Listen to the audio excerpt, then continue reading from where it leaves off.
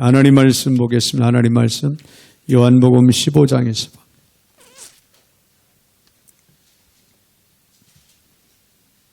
요한복음 15장 13절부터 17절까지 제가 받들어 봉독에 올립니다. 사람이 친구를 위하여 자기 목숨을 버리면 이보다 더 큰 사랑이 없나니 너희는 내가 명하는 대로 행하면 곧 나의 친구라. 이제부터는 너희를 종이라 하지 아니하리니 종은 주인이 하는 것을 알지 못함이라. 너희를 친구라 하였노니 내가 내 아버지께 들은 것을 다 너희에게 알게 하였음이라. 너희가 나를 택한 것이 아니요 내가 너희를 택하여 세웠나니 이는 너희로 가서 열매를 맺게 하고 또 너희 열매가 항상 있게 하여 내 이름으로 아버지께 무엇을 구하든지 다 받게 하려 함이라.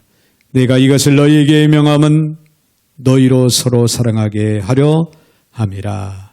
아멘. 17절까지 받들어 봉독에 올렸습니다. 거룩하신 하나님, 참으로 감사를 드립니다. 오늘 복된 날, 거룩한 날, 주님의 날 저희들이 허락하시고 인도하셔서 또 주의 이름으로 하나님 앞에 머리 숙이 예배하며 또 이 시간 말씀 앞에 또 세워주시니 참으로 감사를 드립니다.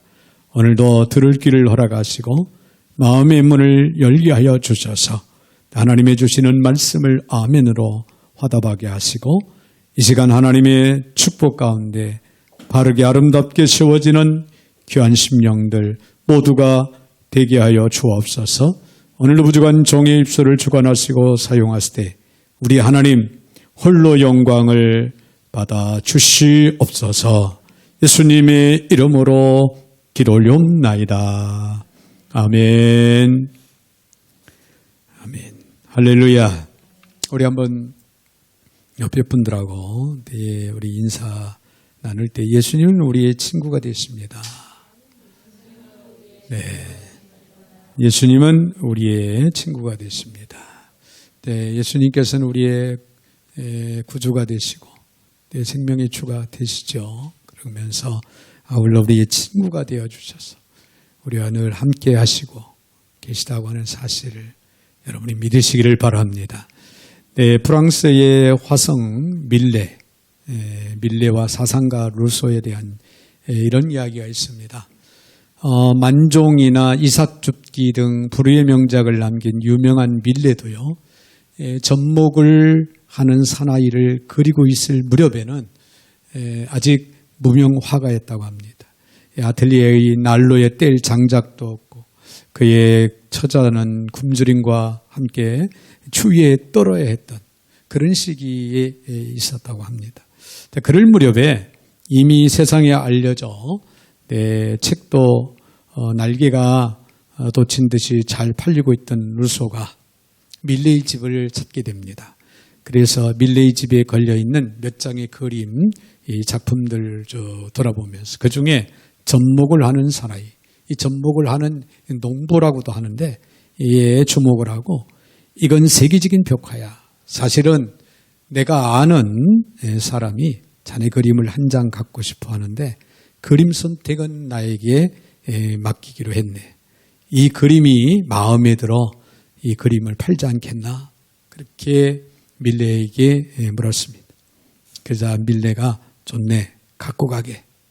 밀레는 즉각 그 자리에서 승낙을 했다고 합니다. 루소가 말하길 그러면 얼마면 좋겠나? 그래서 밀레가 자네 생각대로 하게. 고맙네. 루소가 돈 봉투를 넘겨주고 돌아간 후에 그 돈 봉투를 여러분이 500프랑이 들어있었다고 합니다.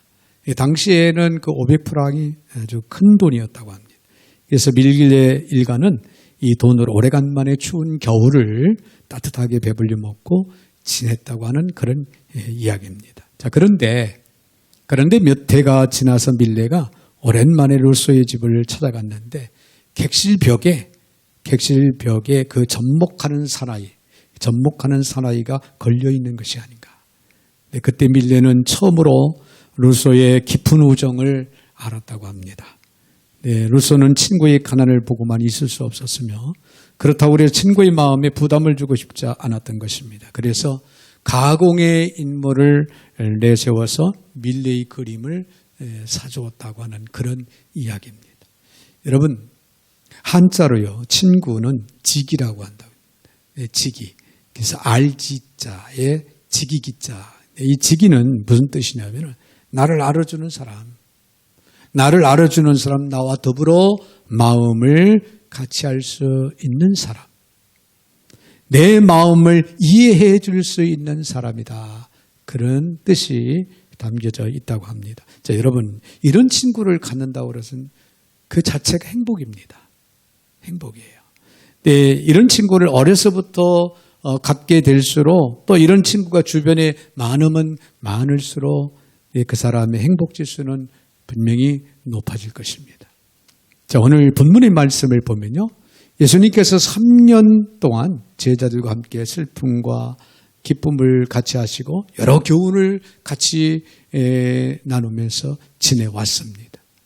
자, 제자들과 헤어질 시점이 이제 되자 제자들을 다락방에 모아놓고는 마지막 유언과도 같은 교훈을 남기십니다.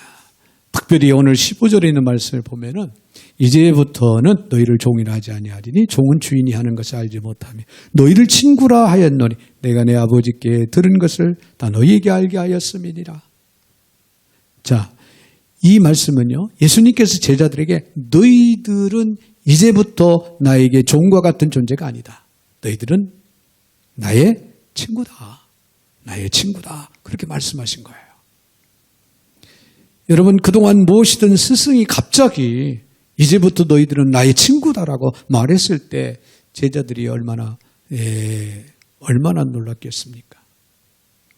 여기서 우리는 친구가 어떻게 만들어지는지, 즉 우정이 형성되는 그런 단계에 우리는 주목하고자 합니다. 자, 그렇다면 우정이 어떻게 형성되어 가는지 오늘 본문을 통해서 우리가 좀 더 살펴보겠습니다. 먼저는요, 우정은요, 선택으로 시작된다는 거예요. 우정은 선택으로 시작된다. 자, 우리는 일생 동안 많은 사람을 만나며 살아갑니다. 그러나 만나는 모든 사람이 다 친구가 되는 것은 아니에요. 그렇죠? 그중 몇 사람만이 진정한 나의 친구가 되곤 하는 그런 모습들을 우리는 보게 되는데요. 자, 이렇게 선택된 친구들은 우리 인생에서 매우 중요한 영향을 주기도 하고 영향을 받기도 하는, 그래서 우리 인생의 힘을 얻게 되는 그런 과정들이 이루어지는 것을 우리가 생각할 수가 있어요. 여러분, 서양 속담 가운데 그가 어떤 사람인지 알려면 그의 친구를 보라, 이런 말이 있다고 하지요. 네, 그의 친구를 보면은 그 사람에 대해서 알 수 있다. 자, 우리는 일생 동안 많은 선택을 합니다. 우리의 선택 가운데 가장 중요한 선택은 뭘까요? 예수 그리스도를 나의 주님으로, 구주로 선택하는 거예요. 물론 주님이 나를 택하셔서 부르실 때에 우리가 순종하는 차원에서의 결정이죠.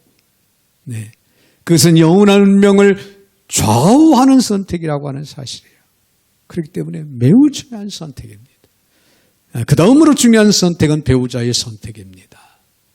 여러분, 일생을 함께할 아내, 일생을 함께할 남편을 선택한다고 하는 거 매우 중요한 거예요.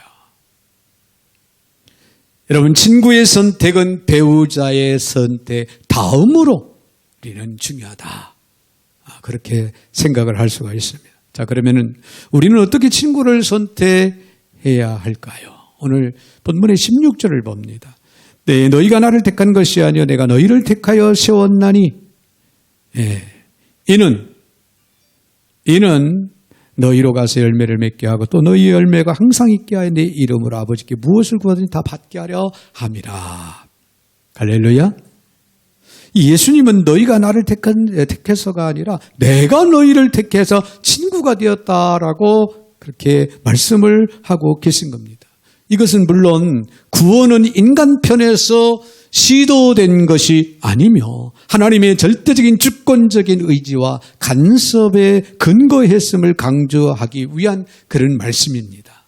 네, 저는 우리가 친구를 선택하는데도요, 이 말씀을 적용할 수 있다라고 그렇게 생각이 되어집니다. 자, 어떤 사람은 자기에게는 친구가 없다고 불평합니다. 그러면서 어느 날 갑자기 친구가 내 인생에 출연해 주기를 그렇게 기다리고 있어요. 그러나 여러분, 친구란 어느 날 그 사람의 인생에 나타나는 것이 아니에요. 내가 누군가를 선택함으로써 친구가 되어진다고 하는 사실을 우리는 결코 잊지 마시기를 바랍니다. 다시 말해서 내가 어떤 사람에게 친구가 되어줌으로써 내가 친구 관계 속으로 적극적으로 들어갈 수 있다고 하는 그런 가르침, 그런 교훈의 말씀이에요. 그러면 우리가 어떤 사람을 선택한다고 할 때 그 사람을 왜 우리가 선택을 해야 할까요? 오늘 본문에서 우리는 예수님이 12제자를 친구로 선택하신 동기를 우리는 알 수가 있는데요. 예수님이 제자들을 선택하신 이유가 나오죠. 16절에 과실을 맺게 하기 위해서다. 많은 열매를 맺게 하기 위해서 예수님께서 제자들을 선택을 했다는 거예요. 친구로. 그들의 삶이 열매로 풍성해진 모습을 보시고자 선택했다. 그런 얘기예요. 예수님은 그분의 자신의 이익을 위해서 제자들을 선택한 것이 아니라 제자들의 이익을 위해서 그들이 풍성한 열매를 맺고 살아갈 수 있도록 하기 위해서 친구로 선택을 했다. 만약 우리가 무엇을 얻기 위해서 어떤 사람을 친구로 선택한다면 그 선택은 상대방을 이용하고 조종하려는 의도가 숨어 있는 선택이 되게 됩니다. 자, 그런 선택은 순수한 우정으로 발전하기가 어렵습니다. 그렇죠? 뭔가 나에게 이익이 없을 때는 돌아서 버립니다. 우리가 잘 아는 하버드대와 예일대의 교수였던 헨리 나우엔은요, 캐나다의 토론토 근교 나르시 데이브레이크 복지원의 장애인들과 이제 더불어 살기 위해서 자신의 명예와 지위를 버리고 그곳으로 갔습니다. 그분의 남긴 유명한 말을 제가 상당히 좋아하는데, 높은 곳에서는 주님을 볼 수가 없어. 낮은 자리에서 주님을 보기 위해서 나는 스스로 명예와 권세를 다 포기했다. 그랬는데 그가 복지원 장애인들을 선택을 하고 그곳에 가서 그들과 이제 마지막 평생을 지냈다고 하는 사실, 그들의 인생에 축복이 되어주기 위해서 선택한 그 길은 정말 의미 있는 선택이 아닐 수가 없습니다. 헨리 나우엔이요, 자신의 이익을 위해서 자신의 어떤 명예나 권세를 얻기 위해서 선택한 일이라면 진정한 장애인들과의 친구가 될 수 없었을 겁니다. 그러나 그 훌륭한 교수가 그 장애인들을 도와주고 그들과 함께 할 수 있는 그런 선택, 그것은 진정한 장애인들의 우정이 깊은 그런 친구의 선택이었다. 자, 만일 우리가 이런 동기로 친구를 선택하려고 나선다면 여러분, 우정의 모습은 얼마나 달라질까요? 그러기에 참된 우정은 그것은 선택에서 시작된다는 것. 이 사실을 우리는 깊이 명심하시기를 바랍니다. 그런가 하면 더 나아가서 우정의 발달, 우정의 변화, 우정을 이루어 가는 데 있어서 또 필요한 것은 나눔으로 자라간다는 거예요. 나눔으로 자라간다. 우정은 나눔으로 자라간다. 자, 우리가 어떤 사람을 만나 내가 당신의 친구가 되고 싶다고 선언하거나 우리 친구합시다라고 약속했다고 해서 당장의 우정을 발전시켜 나갈 수 있느냐? 아니에요. 그건 아닙니다. 우리가 만났던 사람들 가운데는요, 단 한 번의 만남으로 끝으로 기억 저편으로 사라져간 그런 사람들이 너무나도 많습니다. 그래요. 한때는 가까운 친구인 양 그렇게 열심히 가까이 지내고 그러고 있었는데 어느 날 갑자기 완전히 사라져 버렸어요. 이제는 연락도 되지 않는. 자, 우리의 만남이 우정으로 발전하기 위해서는 반드시 나눔이라고 하는 과정이 필요하다는 사실을 우리는 기억을 하시기를 바랍니다. 나눔에서 중요한 것은요, 우리의 마음을 열어서 상대에게 보여주는 거예요. 이것이 진정한 나눔입니다. 내면의 비밀을 나누지 않고서는 깊이 있는 우정을 이룰 수가 없어요. 이 시대에 큰 영향을 끼쳤던 상담자요, 심리학자이신 또 심리학자이며 의사인 폴 트루니. 이 폴 트루니에는 비밀 관리를 중심으로 한 인간 성숙의 발달 단계를 3단계로 나누어서 이야기를 했는데요. 그 첫 번째 단계가 어린이의 삶의 단계라는 거예요. 어린이의 삶의 단계. 여러분, 어린이들은 비밀을 간직할 수가 없어요. 아빠, 이건 비밀이야? 그러면서 금세 그 비밀을 내누설합니다. 어린아이들은 비밀을 간직하거나 지킬 능력이 부족하다는 거예요. 두 번째 단계는 사춘기의 삶의 단계인데요. 사춘기가 되면서부터 비로소 비밀을 갖기 시작한다는 거예요. 그래서 이 시기에 비밀을 말할 수 있는 친구를 찾기 시작합니다. 이때 좋은 친구를 만나게 되면은 그 사춘기를 통해서 오히려 아주 건강하고 성숙한 성장을 이룰 수 있고, 좋은 친구를 만나지 못하면은 오히려 반대적인 그런 결과가 이루어질 수 있다고 하죠. 그래서 만약에 여러분들 사춘기 자녀를 둔 그런 부모님들, 자녀들이 사춘기를 맞이해서 부모에게 이렇다 저렇다 말을 하지 않고 비밀을 이야기하지 않으려고 한다고 하는 것은요, 당연한 거예요. 그 시절에 자기의 마음을 열고 털어놓을 수 있는, 비밀을 이야기할 수 있는 친구를 찾는 과정이에요. 세 번째 단계가 성인 단계인데, 성숙한 성인의 단계에서는 자신의 비밀을 함께 나눌 수 있는 사람을 발견하게 됩니다. 대표적인 사람이 배우자예요. 배우자. 여러분, 배우자에게는요, 나의 약점도 나눌 수 있고, 나의 아픔도 나눌 수 있고, 또 때로는 좌절과 또 실패도 나눌 수 있는 아주 특별한 친구가 배우자입니다. 100%라고 이야기할 수는 없겠지만은 거의 100% 다 모든 걸 다 드러내 보여주고 이야기할 수 있는 그런 비밀을 나눌 수 있는 단계, 성인의 단계다. 자, 우리는 예수님께서 제자들에게 너희들은 나의 친구라고 말씀하신데 우리가 주목해 볼 필요가 있습니다. 15절에 있는 말씀을 다시 보면요. 이제부터는 너희를 종이라 하지 아니하고 종은 주인이 하는 것을 알지 못함이라. 너희를 친구라 하였노니 내가 내 아버지께 들은 것을 다 너희에게 알게 하려 하였습니다. 자, 여기서 이제부터라는 단어를 시작되는 것에 주목해 봐야 됩니다. 예수님은 12제자를 선택한 직후부터 제자들에게 비밀을 말씀하기 시작합니다. 예수님은 하나님의 아들이 사람의 아들이 되어 이 땅에 육신을 입고 이 땅에 오신 성육신의 비밀을 제자들에게 이야기를 하고 있는 겁니다. 성육신의 비밀을 말씀해 주었다는 거예요.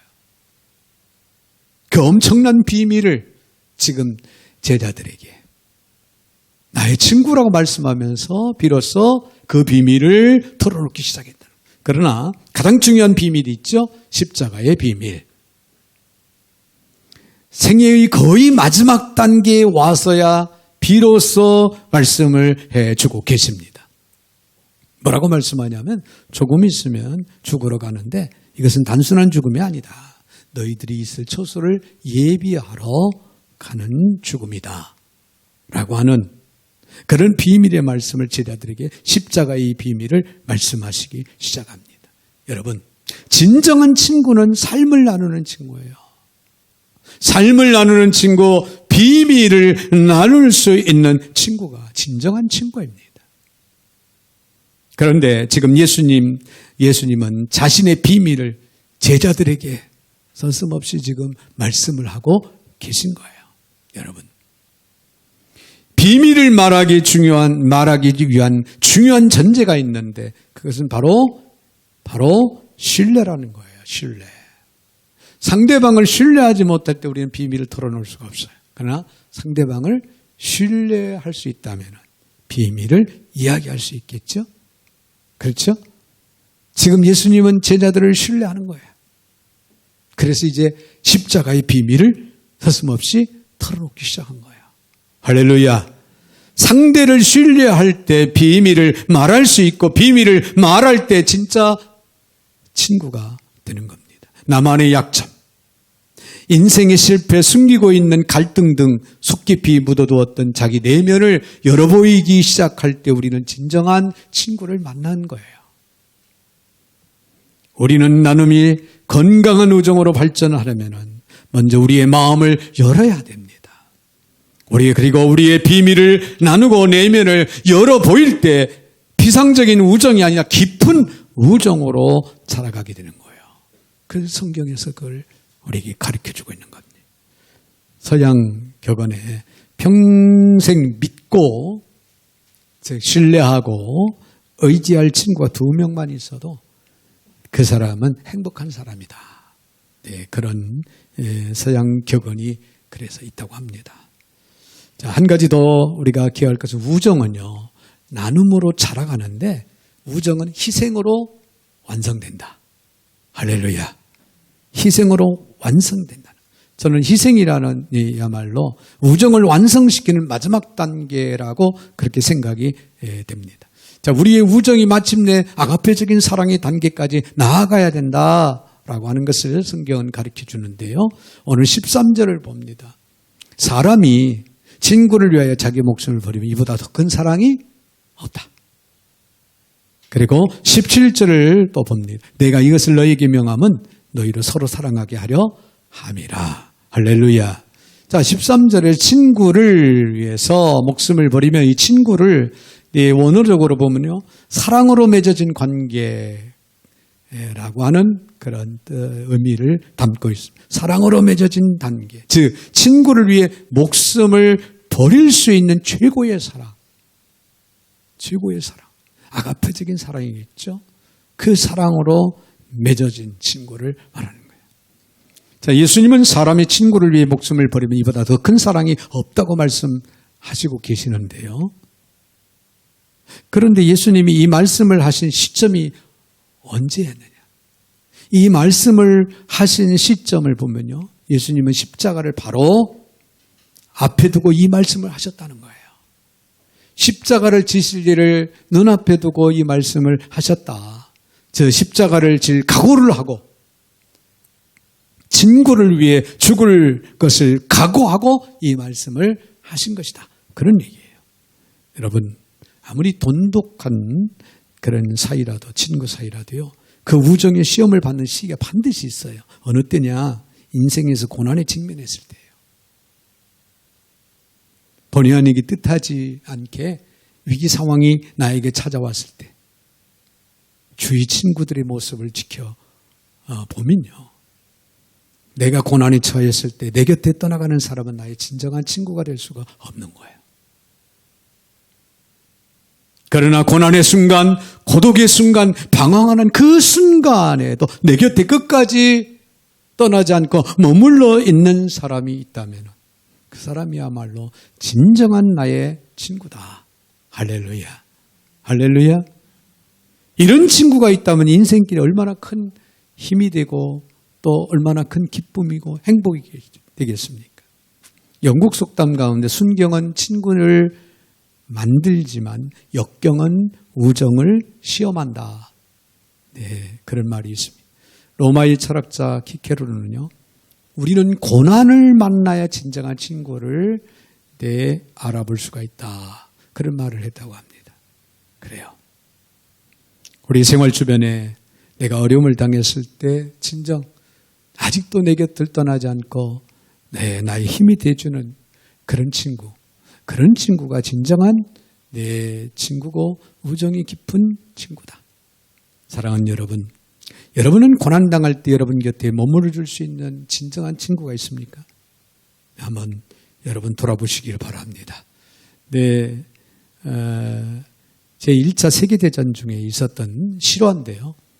미국의 어떤 마을에 두 친구가 같은 날 전쟁에 징집되었다고 합니다. 그런데 공교롭게도 두 친구가 같은 부대에 배치돼서 같은 전선에서 싸우게 됩니다.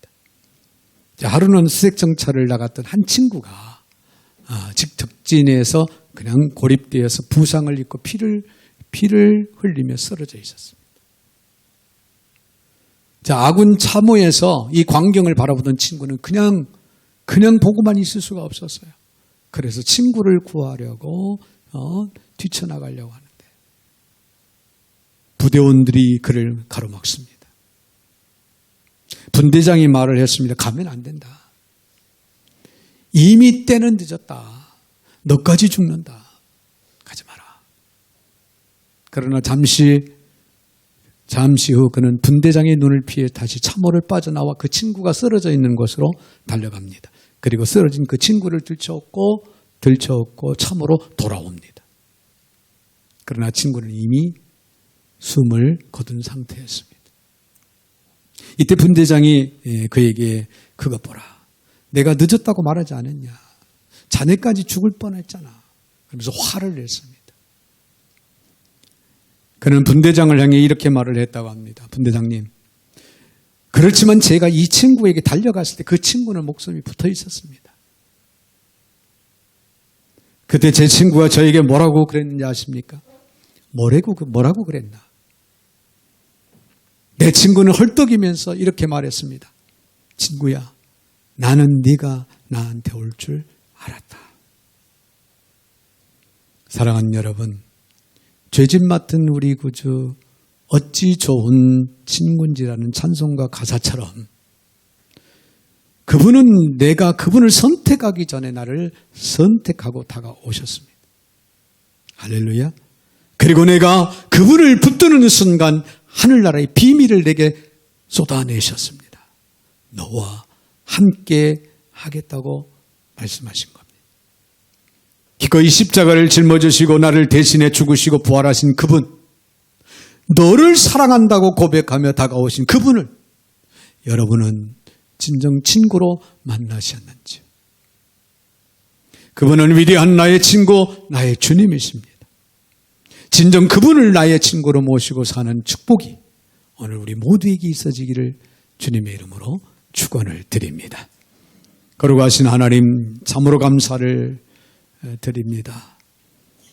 죄와 허물로 죽었던 저희들을 살리시고 진정 너는 나의 친구라고 말씀하신 주님의 놀라우신 음성에 또 오늘도 저희들 다시 한번 감격하고 기쁨과 감격 속에 감사함으로 영광을 올려드립니다. 진정한 우리의 친구가 되어 주시는 주님 앞에 저희를 부끄럼 없는 친구로 살아갈 수 있는 은혜가 있게 하여 주셔서 하나님 은혜 안에 온전히 거하고 하나님의 기뻐하심을 이룰 수 있는 믿음의 권속들이라 되게 하여 주시옵소서. 예수님의 이름으로 축복하며 기도하옵나이다. 아멘.